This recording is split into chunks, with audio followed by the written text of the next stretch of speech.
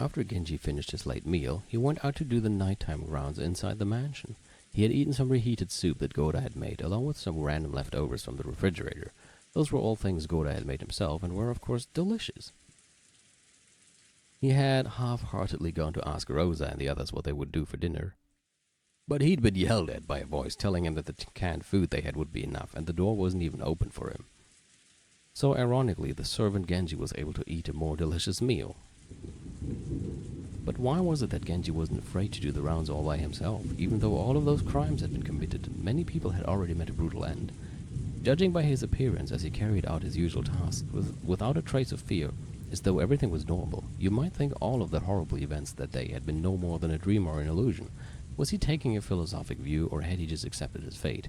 Genji must have considered it a virtue that, when the fate that awaited him was unavoidable, he carry out his duty systematically until the last moment. The depth of his heart would probably remain hidden for all eternity unless he spoke of them himself.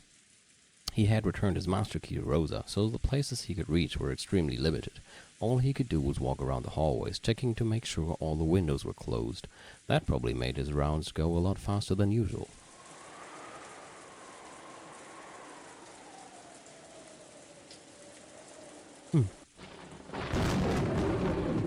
What do you mean,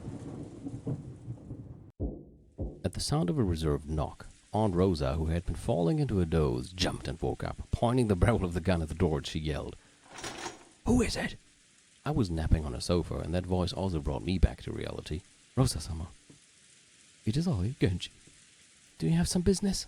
Don't worry about opening the door. Tell us from there." "Yes, ma'am. In that case, forgive me for speaking in this fashion. I have found Dr. Nanjo and Kumasawa's corpses." "Oh, what did you say?" "I see. Very well. Let's go and check them. Until I see the corpses, I won't believe anyone." "It's okay, Peddler. If you stay with me, it'll definitely be okay." Maybe my face seemed to be darkened with anxiety. Maria grasped my hand with her small hand and spoke softly, trying to give me courage. Since it was Aunt Rosa's job to ready the gun and stand guard, it fell to me to remove the barricade of sofas. When I finished, I took a backwards glance at Aunt Rosa, who was pointing the barrel of the gun over my shoulder, and opened the door. What is my shoulder now? Like a place for you to put your gun? Whenever you go somewhere, am I a meat shield for you now? Thanks. Genji-san, where are their corpses? In the courtyard. I shall guide you. Peddler, wait. Just in case, let's check the doors and windows of this room. Wait a second. Aunt Rosa called me to a halt to prevent me from going on ahead and began to carefully check the locks on each of the windows, but those locks had already been checked once. It felt kind of unpleasant, as though she suspected that I might have secretly unlocked them when she wasn't looking. No, maybe Aunt Rosa was right to be this cautious.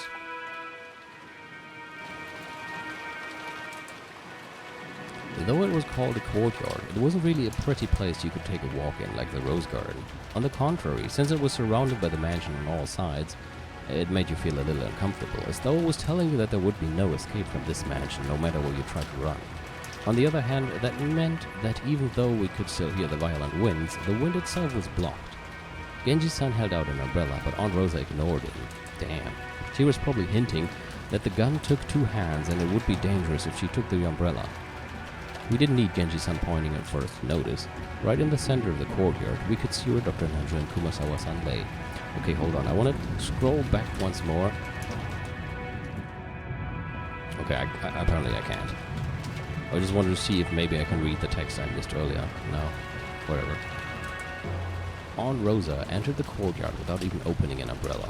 So Genji and I also entered the courtyard without opening one. Only Maria opened hers. Maria, is this... you know what? Ooh, it's the 7th and the 8th twilights. Now what?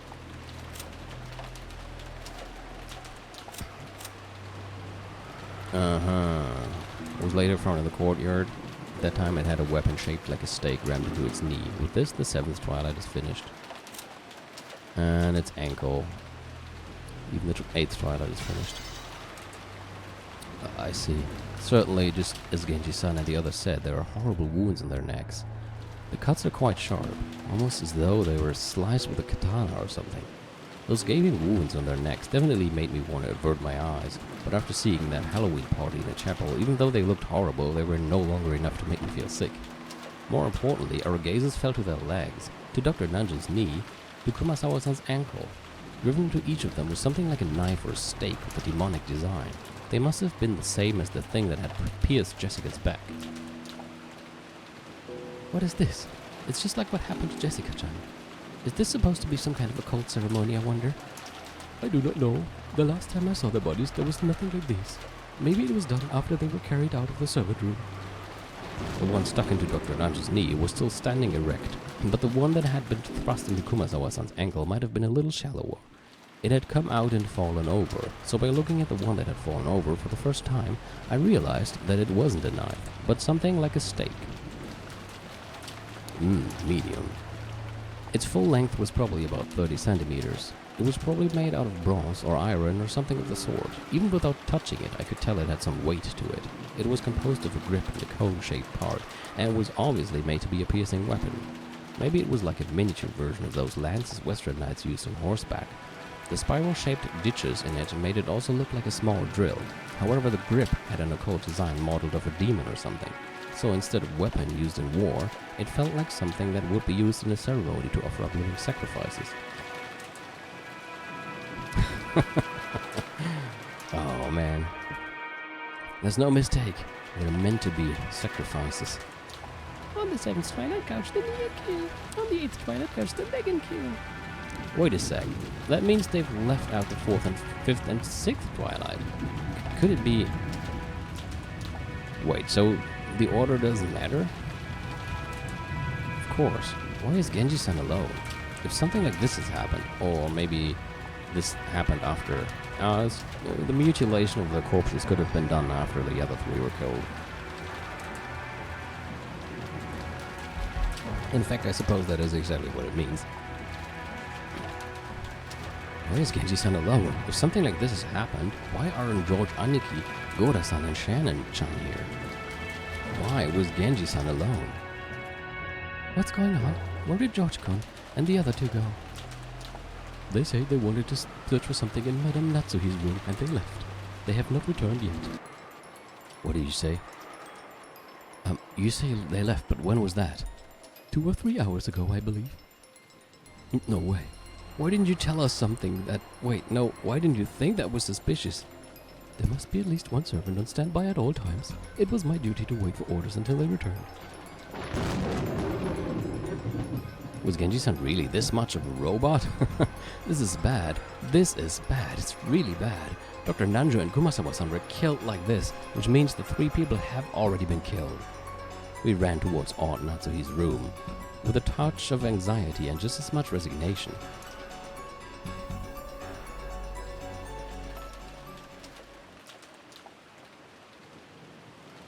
You know what I just thought about?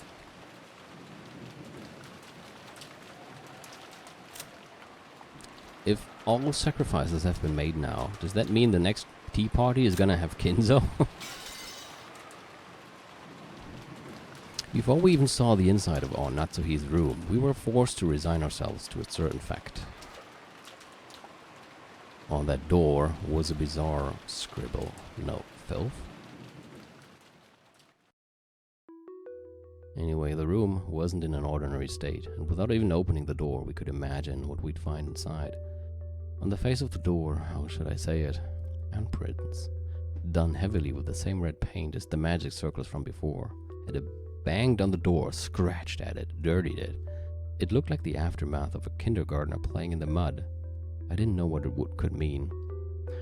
The bright red paint that had been slathered on was dripping down, and even though no one said it, it made us think of blood. Genji-san, please open it. Aunt Rosa held her gun up high and ordered Genji-san to open the door. Genji-san approached it without seeming particularly troubled by that stuff on it and turned the knob, but immediately turned around, shaking his head. Of course it was locked. At that moment, there was only one person in this mansion who could lock and unlock doors at will, Aunt Rosa. It's funny how now, by her logic, suspicion would now fall on her, wouldn't it? This time, Genji-san asked Aunt Rosa to unlock the door instead of the other way around. After frowning slightly for a second, Aunt Rosa handed me a master key and told me to open the door. Bitch, please, do it yourself. Peddler-kun, would you open it for me with this? Just trusting Genji-san with something like that wouldn't. Aunt Rosa glared at me intensely. The gun probably helped as well. Getting into a fight here would only make the mood turn even more sour. Without talking back anymore, I approached that creepy door and tried the knob. It didn't open. It was definitely the resistance of the lock. I stuck the master key into the keyhole. There was a slight resistance. Aunt Rosa told me to be on my guard, and I opened the door without really guarding myself in any way. And then, there was a scene laid out before us that didn't betray my expectations at all. Horrible. As I thought, it's a reproduction of the 4th, 5th, and 6th Twilights. Yeah, that's true. Okay, let's look at it. Where are you? Stomach pierced by a weapon shaped like a steak. It was possible that they would have ended up as the 2nd Twilight. She spent her last moments with her beloved. Okay. Oh, maybe I forgot Goda. Poor guy.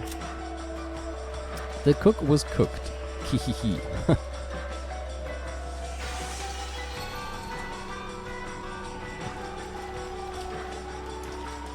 The inside of the room looked as though a robber had just broken in. Drawers had been flung open, pulled out, and had their contents thrown about all over the place, leaving the room so cluttered you'd never believe it belonged to the methodical Onmatsuri. But the very first thing that caught our eyes was Goda-san's corpse lying face down right in front of the door, right in the center of his chest, almost as though it had been stuck there to finish off a vampire with one of those demon stakes from before. Exactly how far could it have reached after being stuck that deeply into his chest? Just imagining it would make anyone's chest hurt. Wasn't gouging the chest the 5th Twilight? Maria grabbed my hand. Her expression looked just like normal. But maybe she really was afraid of the aura in this room where the 3 corpses lay. And along the wall farthest into the room, George Aniki lay dead. This time, one of those stakes had been rammed right into the center of his stomach. Wasn't gouging the stomach the 6th Twilight? Shannon Chan's corpse was face down in front of the dresser, lying in a sea of blood. Had she seen her own face at the end in that horribly broken mirror stained with blood?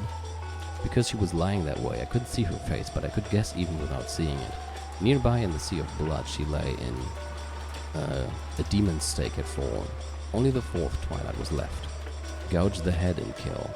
Maybe my heart was totally worn out and dead. Even though I knew it was wrong, I lifted her head and checked, and I confirmed that my guess had been right on the mark. Ugh. There was a gaping hole in Shannon's head, and the insides were dripping out. That's something I didn't have to know.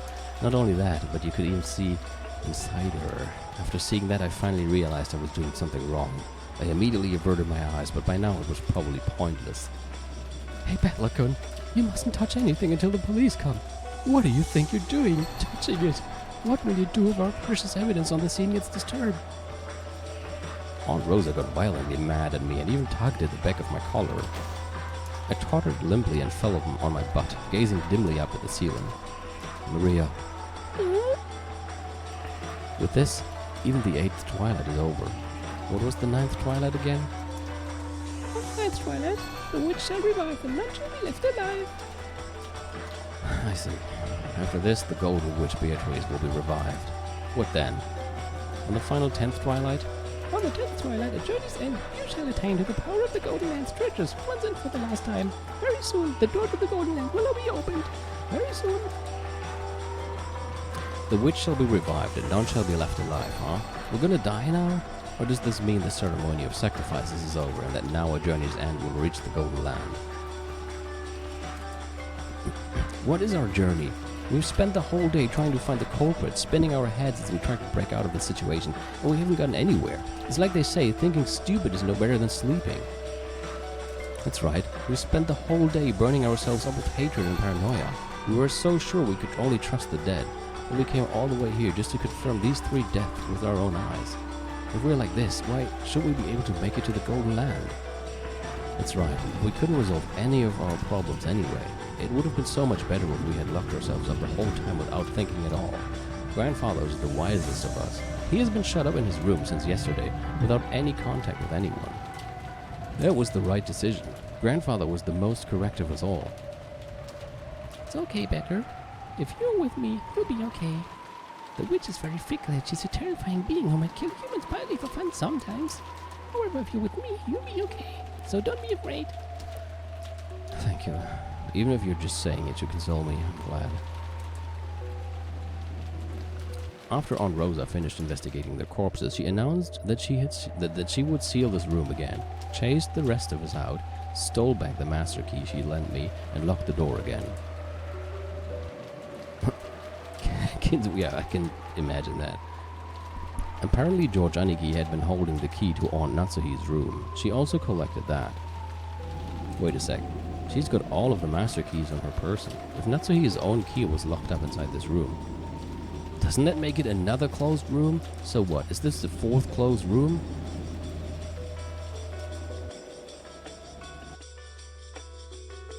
Now that the suspicion surrounding those 3 had been cleared, we returned to the parlor once more. I don't have a clue what's going on anymore. If only the dead are innocent, and everyone alive is a wolf, that leaves only me, Aunt Rosa, Maria, and Genji-san. Beatrice sure is a one-trick pony in that regard. Yeah, maybe... Not that I don't... It's not like I hate closed room mysteries, but come on, give me something else. Just throw something else in there.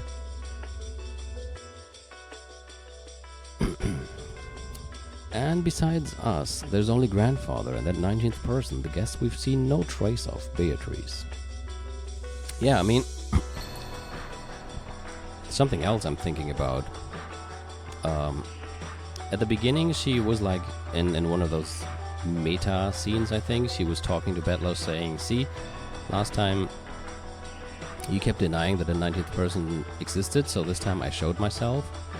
But she hasn't really shown herself to that many people, has she?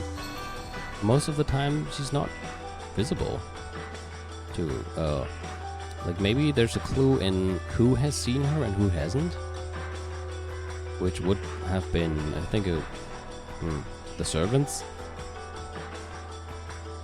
and Kyria, and always those that then died.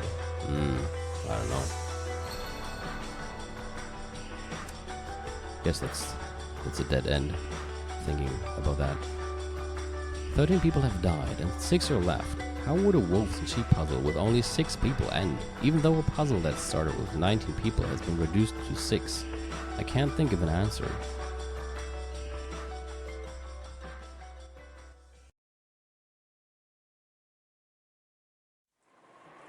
We returned to the parlor. I was a bit worried that while we were gone, a creepy magic circle or something might have been drawn on the parlor door, but thankfully we didn't find anything like that. Thank you, Genji-san. This is far enough. Please rest for the day. Certainly. Then please excuse me. Hey, Aunt Rosa, are you saying you'll leave Genji-san all alone in a situation like this? That's right. I do think it's quite dangerous. But in that case, why is he safe? After those 3 headed to Natsuhine-san's room, he was alone the whole time. And yet he is safe. It's a wolves and sheep puzzle. Why would a sheep be safe if it was all alone, and therefore in its weakest possible position? Well, probably because by coincidence there weren't any wolves around. Wrong. It's because it wasn't a sheep. Are you saying Genji-san is a wolf? He said he was alone in the kitchen, but that's impossible to prove. The only ones who could have carried Dr. Nanjo and Kumasawa-san's corpses, who could have killed George and the rest, were him and Beatrice, right? Wait, with that argument anyone... Petla-sama, thank you for your concern. I believe trust is won not with 100 excuses, but with simple faithfulness. Even if I am not able to gain your trust, I wish to be faithful until the end. Genji-san. Then we're decided. If you truly are innocent, the police will prove that for us when they come tomorrow. So until then, we cannot remove you from suspicion. After your long years of service, I find it truly painful to treat you so poorly, but please understand about tonight.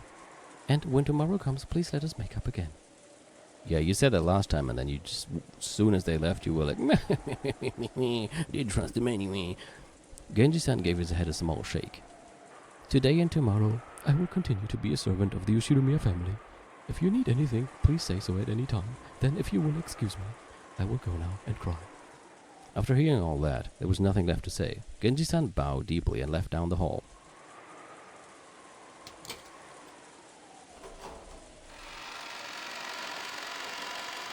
Then we entered the room. Even though Aunt Rosa still held all of the master keys herself, she thoroughly checked the inside of the parlor again. She opened the curtains and checked again to make sure the windows were locked. If she survives this, she's probably gonna be she's never gonna get rid of this custom to, she's like gonna be super paranoid and always check every locks, windows.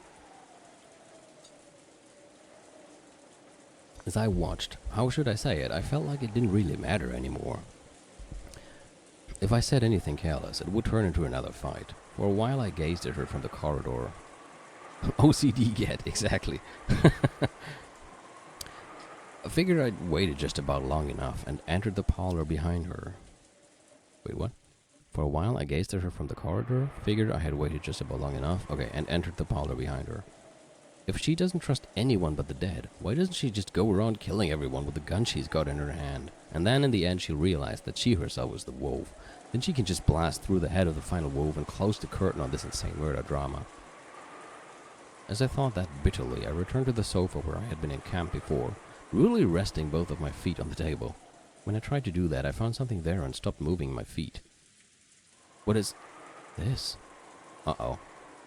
Right there, almost as though it had been addressed to me, was a Western envelope. It was that envelope from before, with the seal of the one-winged eagle. And it was unopened. How could that even come there? How could that have gotten there? I mean... Wait. What is this? Who put it in a place like this and when? Until I went with everyone to check the corpses, I was sitting here the whole time, and there wasn't anything there then. And when I returned, it was here. It's okay. Everything's still locked up securely. This room is safe. I heard Rosa muttering that. Wait. We made sure this room was safe when we left it. We checked that the windows were all perfectly locked.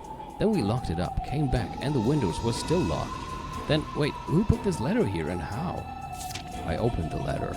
2 pieces of stationery came out. The first page had a magic circle drawn on it with something like blood. If I asked Maria, she would probably know what it meant. And there was writing on the other page. Have you made progress in solving the epitaph? In just a short while, your time will be up in a flash. The 9th twilight will begin quite soon. It was no mistake. It was a letter from Beatrice. Fiddler, what is that? When we came here just now, it was sitting right here. What happened, Maria? Huh? Betlakun, that letter. Wait, it was sitting right here. Why? Even though we checked to make sure this room was locked. Why? Why?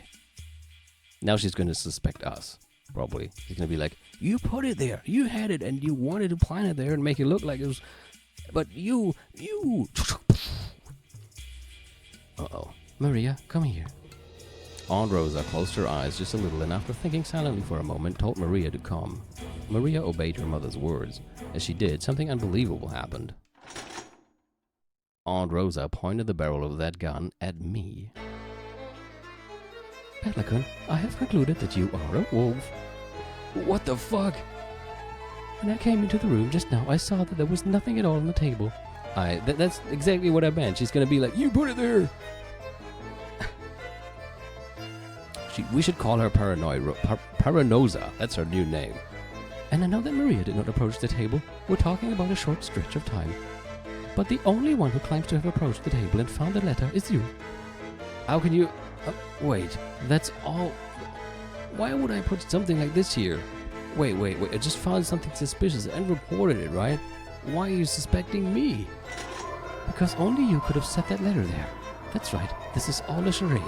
You pulled an envelope from your pocket and then acted as though you just found it. To create the illusion that the witch entered a closed room, set down a letter and left. Dumbass. Are you thinking like that again? Are you going to suspect me because of something like that? Cut it out. My dad and everyone else were killed. Why would I take part in the corporate scheme? True. Even if you were offered a large sum of money, I don't want to believe in the existence of the sort of demon who could sell out their own parents. Then again, maybe such a demon does exist. No, that's a bad way to say it. What if you didn't view Rudolf Nissan and Kirya-san as your parents? What? Think about what you're saying. Dad is dad, right? Of course I'm not related to Kirya-san by blood, but she's like a big sister to me. No way in hell I'll let a comment like that slide, you bastard. Stop it!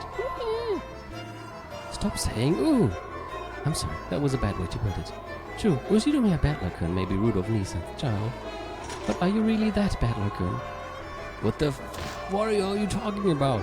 If I'm not Battler, who else do I look like? All of us, including Rudolf Nissan, are seeing you for the first time in 6 years. Okay, she's got a point there. No one can prove that you really are Ushinomiya Battler, right? Maybe you aren't Battler, but someone who has snuck in, making a skillful bid to steal the wealth of the Ushinomiya family. That would have been a nice plot twist. Can you clearly prove that you're Ushinomiya Battler? Right here, right now? Cut it out, damn it. I'm me, Ushinomiya Battler. If we're gonna suspect even things like that, are you really Ushinomiya Paranoia? I'm myself, no one else. Yeah, that's right. It's just as you say, you can't trust anyone but corpses and yourself. If you're gonna go that far, let me make an objection. George Aniki and the others were found dead, and Natsuhi's room was locked. George Aniki had the key to that room, right? And by now the only one with the master key is you, Aunt Rosa, right? Aren't you the only one who could have unlocked that room? My theory goes like this. You're in contact with the real culprit. And while I wasn't looking, you lent them one of the 5 master keys. I didn't do something like that. See, there are 5 of them here, right?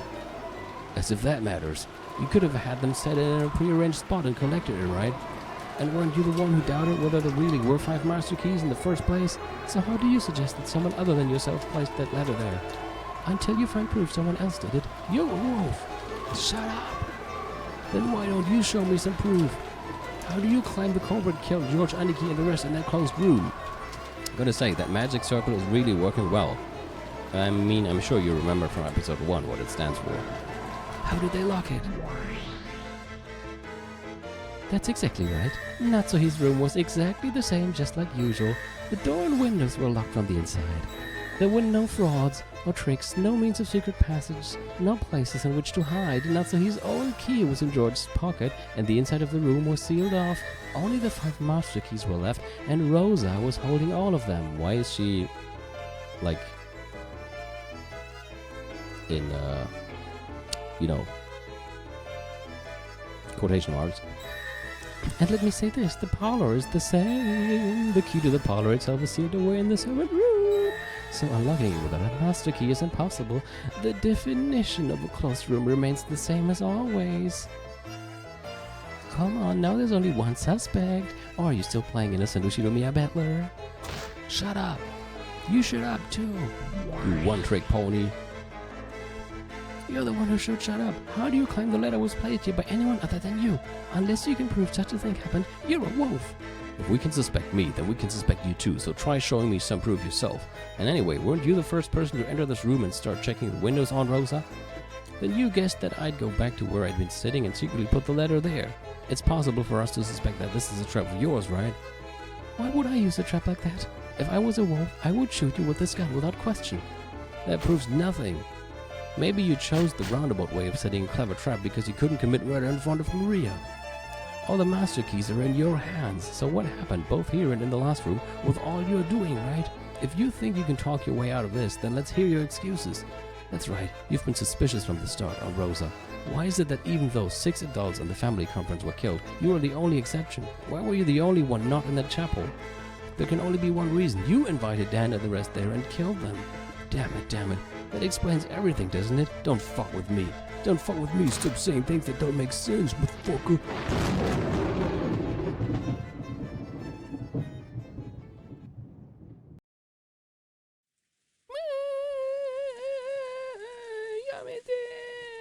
You mustn't fight. Mama too bad, let us stop it. Stop it. It's no one's fault. It's not Battler's or Mama's fault. The witch did all of this. It was done with magic. It's no one's fault. Maria thrust herself in between Aunt Rosa and me as the blood started rising to her head. I was taken aback by Maria's crying voice and returned to my senses. I had acted shamefully just now. My eyes filled with tears. That's right. It's all the witch's fault, isn't it?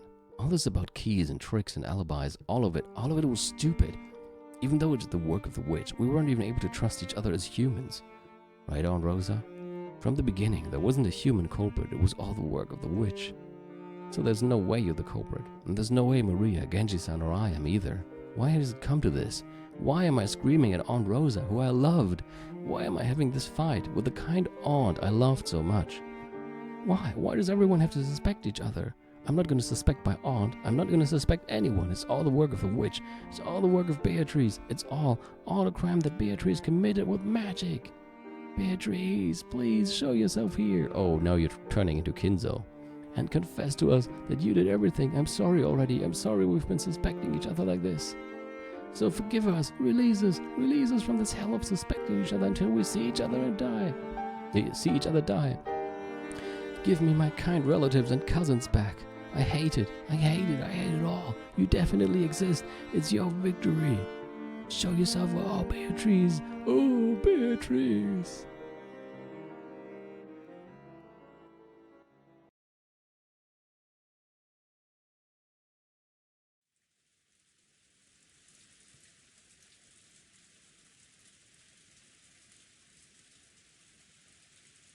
Am I still alive?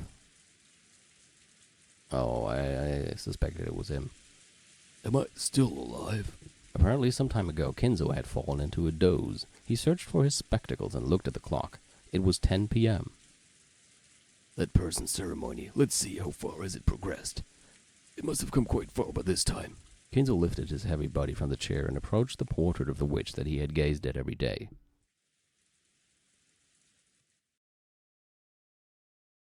Beatrice, very soon I will have a chance to be reunited with your smile. I care not if I die. If I can just see your smile one more time, I will not regret this life. So, for heaven's sake, let me meet with you one more time. Then let me swear my love to you. Let me apologize for my crimes. Ooh, what crimes? But I won't let you escape. You are mine. From your hair to your toenails to the dirt under your toenails, you are mine. Every fragment of your flesh is mine, even the breath of your corpse is mine. I won't let you escape. This time you won't slip from my hands. I'll make you mine for all eternity. I will never let you escape for a second time. I will never let you escape a second time. He's back to his usual self, I see. Yeah, that was my reaction as well, in my head. Kinzo howled and raged, then suddenly fell to his knees as he shook and scraped at the wall. In an instant, he had started sobbing. That's wrong. I didn't want to say something like this, Beatrice. Please let me see you one more time. Only let me apologize. Beatrice, you are beloved, yearned for. I was mistaken. If you would just smile, I wouldn't need anything else. I made a mistake back then. I did something that cannot be taken back. What did you do, goddammit? I mean, she seemed pretty pissed once the topic of pure love got mentioned. In atonement, I offer all that remains of my life. Yeah, that's not exactly very much, is it? In order to apologize to you, in order to atone for my crimes, I offered everything. Please, even if it must happen as I die, at least let me apologize once. Beatrice.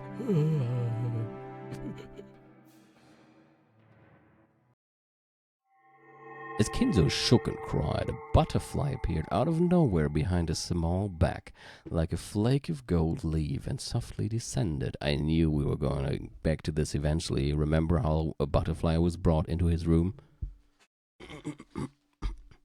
You fool, Kinzo. Did you think any woman out there would fall for a man's tears? Well, even if it wouldn't make a human woman fall for you, it might do the trick for a woman who is not human. Kinzo, do you remember that game of chess you played with me, which is still ongoing? Kinzo, as though he had suddenly remembered something, approached the chess set It was as it had been during the game he had played with Nanju until yesterday. After knocking all the pieces off the chessboard, he began to line them up again one by one. It was a setup for an ongoing game. That's right, like this. I advanced my queen. That was quite a spectacular move. Perhaps it was a little too intense for you. I worried whether you'd abandon your piece or not. Worried for so long. Kinzo waited, with the opposite seat empty. Surely very soon his opponent would appear there, and he would be able to restart this game again. You fool, Kinzo. You want to apologize. You want to see my face again. You want to make me my smile an eternal thing. Why can't you say a much, much simpler word, even though that is the sole element of this world? Yeah, he never said that, did he? At that time, Kinzo muttered. Was it a prayer? An entreaty? It was probably best to just call it muttering. I love you, Beatrice. They were pure words, like something an innocent child would say, without any evil intent. You really are a fool, Kinzo. If you ever have the chance to do your life over again, know that those words will never cause a woman to fall for you.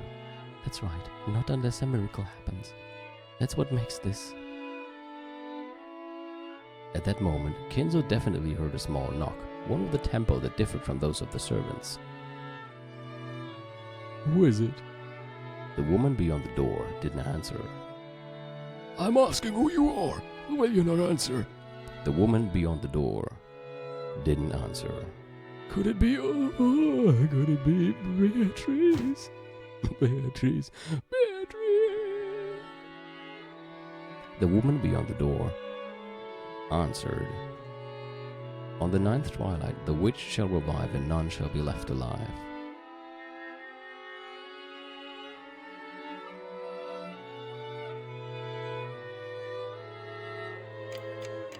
Uh-oh. Uh-oh. Uh-oh. Time is running out.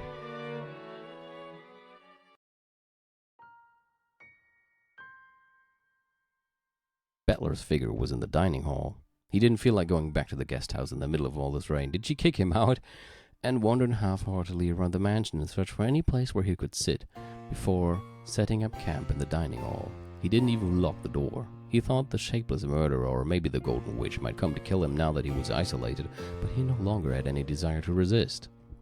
He didn't even feel like using a locked door to hold off the culprit. He wanted that person to come at him openly from the front. If it was the killer, he wanted to ask them about some of those wonderful closed room tricks as a parting gift. If it was the witch, he hoped she would at least take his life with some spectacular magic. However, ironically, neither of these two came to meet him.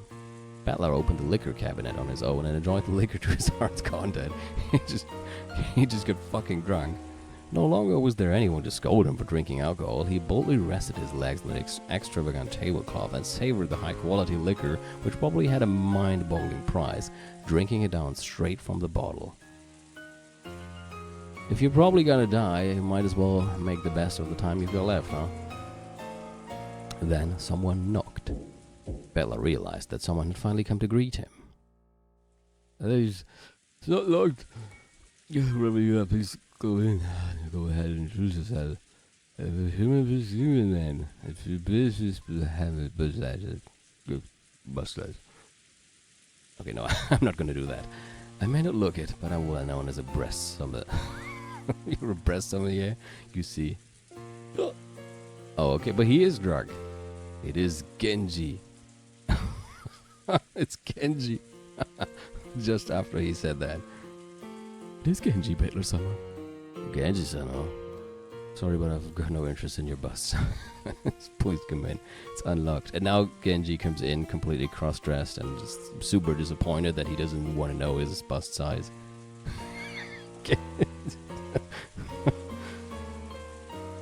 Excuse me. Genji-san opened the door and bowed. So is Genji-san the criminal after all, or maybe an accomplice? That theory would probably explain most of the tricks. Did you come to give me my last grades? Nothing of the sort. I apologize if I am disturbing you. Hey, saying I'm sorry without even telling me what you want is actually pretty creepy. What do you want? You're gonna tell me that drinking alcohol is forbidden for minors? We'll just die anyway. Oh, please let me do what I want. Now this is all about to end. Bettler-sama, do you love alcohol so much that you would spend the little time you have left drinking? Those words pierced me. That wasn't true. I just can't cope if I don't drink. I can't even taste the alcohol at all. You are just like the master. Indeed, you inherited the master's blood strongly. You mean grandfather, the heavy drinker, was drinking to drown his sorrows the whole time? First I've heard of it. After several sad incidents, the master's life was reduced to one of atonement alone. What is it you know? Oh, are we gonna get some interesting Kinzo facts? Beatrice's ceremony was completed when the 8th twilight ended. I believe I can tell you everything now. What did you say? My drunkenness was completely blown away. I lowered my feet from the table and listened carefully to hear what Genji would say next. Oh, that's enough for today. Good night. No, I'm kidding. Bettler-sama, I shall guide you to the master's study. It would probably be best to hear it directly from both the master and... From both grandfather and... Hey, what in the world do you mean by that? Come this way. Well, he's probably dead, but okay. I shall guide you, Bettler-sama. After Genji-san told me to follow him, he started to walk down the corridor. I threw my drunkenness off completely and went after him. We climbed a big staircase towards the 3rd floor. Genji-san stopped walking halfway. He then turned back and spoke. Bettler-sama, from here on, you will probably see things you will not be able to understand. Don't think that'll scare me. I've already seen enough incomprehensible things today to make me sick. Please accept what you see as you see it, and accept what you hear as you hear it. Why? What? There's no need for questions like that. Oh, it's still him. Why? What? There's no need for questions like that. You will learn the truth, that is all. I will leave it completely up to you, Bettler-sama, whether to accept it, believe it, or deny it. Well, now I'm intrigued. Genji-san checked one last time to see whether I was prepared to know the truth. The 8th twilight had already ended, and on the 9th twilight the witch would revive and nobody would be left alive. It meant that Beatrice had already been revived, and it probably also meant that none of us would be allowed to return alive. If I was going to lose my life anyway, I wanted to know the truth in the end. It didn't matter how hard it might be to accept. Yeah, even if a demon or witch shows up, I'm prepared. Indeed, you are just like the master in his youth. Bettler-sama, please be diligent in your studies. In the future, you will surely have great aspirations. And when the time comes, see to it that you are never forced to regret a lack of study and training. I'd be happy to, assuming I ever get a chance to work hard in my studies. Genji-san's silence felt like it was further confirming a certain resigned feeling I had.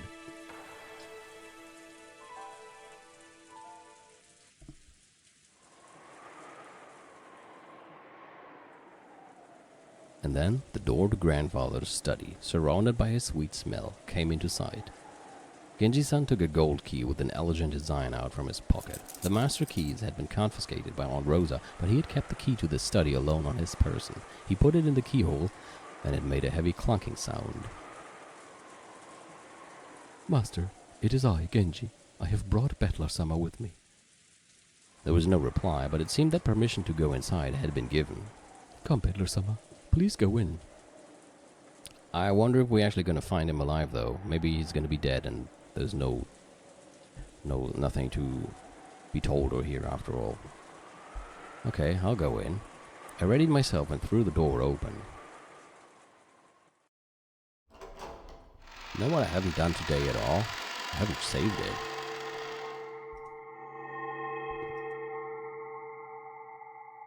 Just in case the game crashed. If the game crashed now, I would have to skip through everything we had today.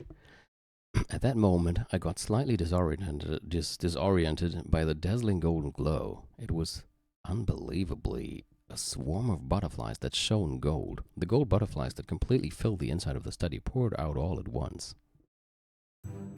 What is this? It was almost like golden leaf confetti. The interior of grandfather's study was filled with a golden glow. And on a sofa like a reception chair in front of the study desk, I could see grandfather's back. His back. There was someone on the other side, on the side opposite from grandfather. It was in shadow, so I couldn't see it well. Master, I've brought Bettler supper. Bettler, is it? I'm busy thinking now. Be silent for a while. Kinzo declared that unhappily his back still turned. It seemed he was enjoying a chess game with a visitor. Apparently the opponent had counterattacked with a superb move. Kinzo seemed to be enjoying himself as he thought deeply, while occasionally laughing and groaning. Oh shit. I have thought for 30 years. I have thought for 30 years about how to counter this move. Have fun. Have fun with the move I have fermented for 30 years. You're making it sound like chess is the most epic thing ever. It's not that intense, usually. I do like chess, though.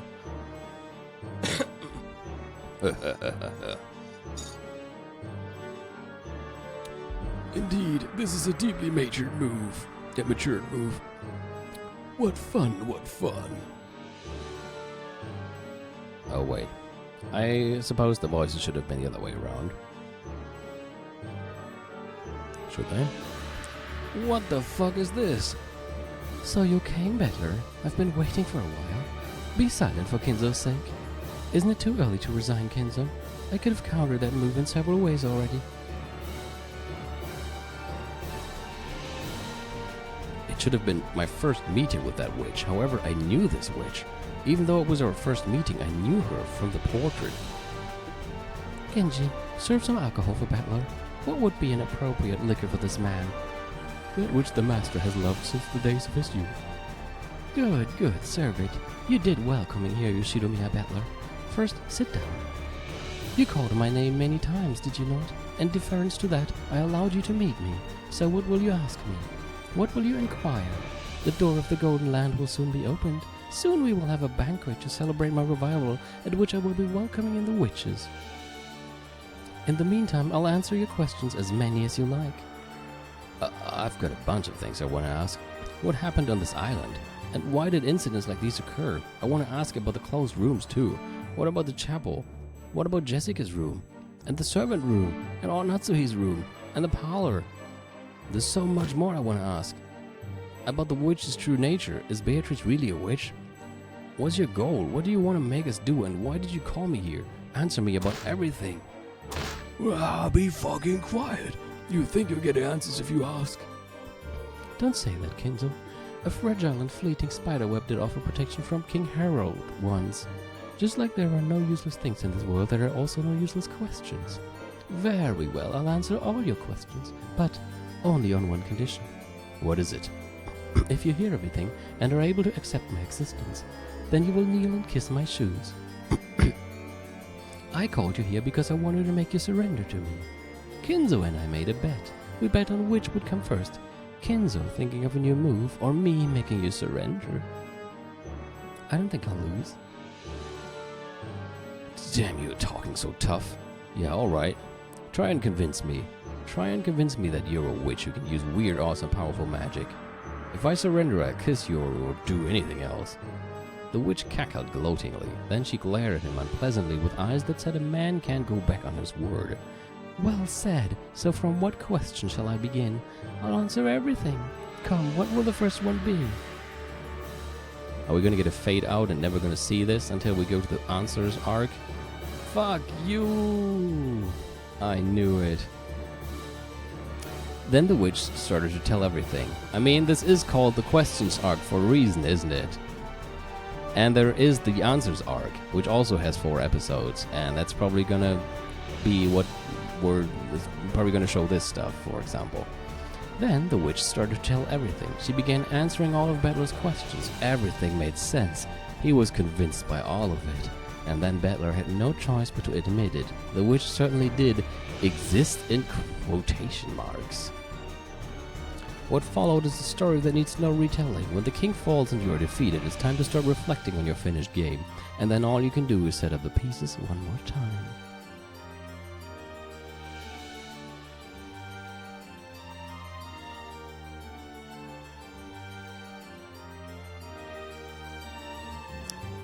Second game, Turn of the Golden Witch, result.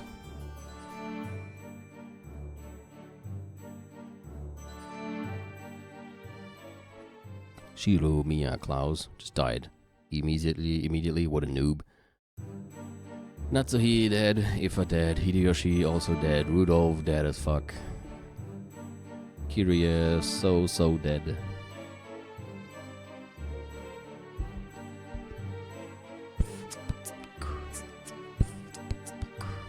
Jessica, sadly, she died as well, as did Kanon, which was a very moving scene, before and after.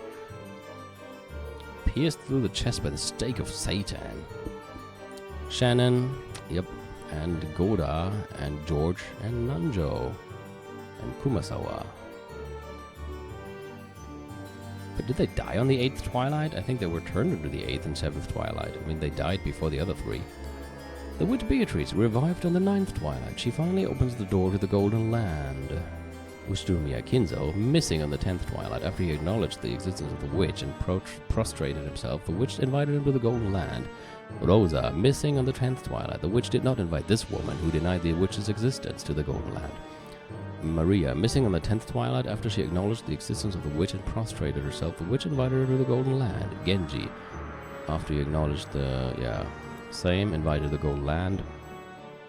Missing on the 10th Twilight battle. Will he acknowledge the witch's existence and be invited to the Golden Land? The witch shall praise the wise and bestow 4 treasures in the Golden Land. There they chose to revive the dead souls and the love that was lost. After all, if their desire had been a mountain of gold of any size, they would not have been able to receive it.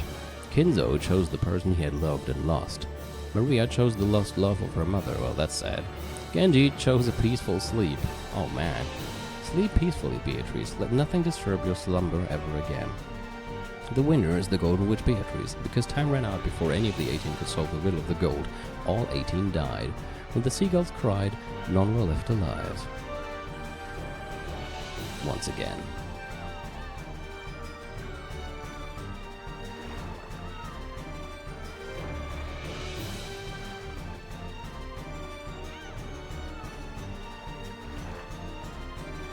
Pretty epic music here.